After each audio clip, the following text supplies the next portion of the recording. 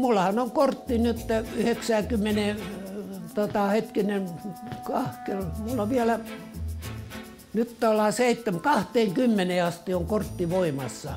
Mä nautin autolla ajamisesta ja uusi auto on aina pehmonen ja kiva, sillä on oikein kiva ajaa. Kyllä mä nautin ajamisesta. Ootko hybridiä ajanut aikaisemmin? Hetkinen, siis autoa. Niin. Kun ajat tuosta talon ympäri, tonne takakulmaan, niin siellä on semmonen luiska. Ja ajat sen ylös. Tiedän mä ton vai tästä edestä? Tästä vaan heti vasemmalle tonne taloa pitkin ja siellä on liuska. Mulla on ylinopeussakkojakin ennätys kai 5 vuodessa aikoinaan, että mä oon vähän hurjahermanni ollut kyllä.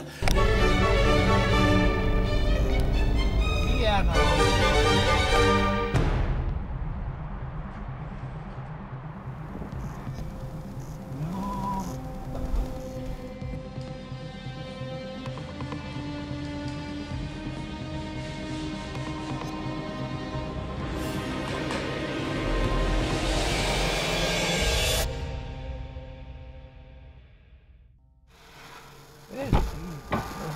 No niin, nyt oli oikein rallimies. Mä olen Miikka Anttila, mä ohjeistan sut tän erikoiskokeen läpi. Aha, onks tässä semmonenkin? 3, 2, 1, aja. Ja vasemmalle kääntyy ja nypyltä oikealle, käännä vaan rattia. Hyvä, ja vasemmalle sitten ei ole kauhean tiukka, melkein täyttä kestää. Varo noita sisällä noita vaaleja, hyvä. Ja sitten taas oikealle samanlainen suurin piirtein. Ei tarvitse paljon jarruttaa, mutta pikkusen pitää jarruttaa.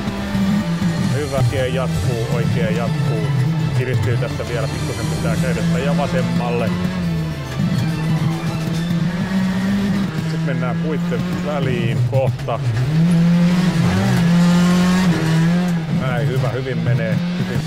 Ja nyt tulee tämän jälkeen vielä ihan täyttä. Kuten vasemmalle ja saman tien oikein.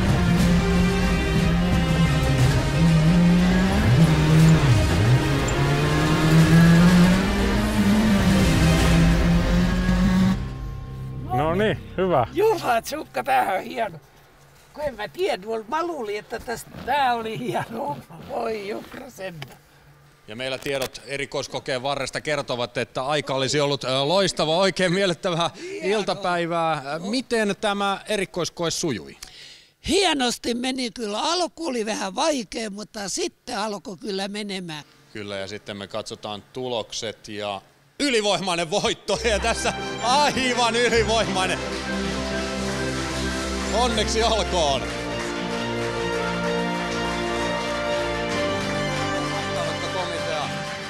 Tämä oli elämäni pitkään aikaan kovin ja reiluin homma, mitä tossa oli kyllä.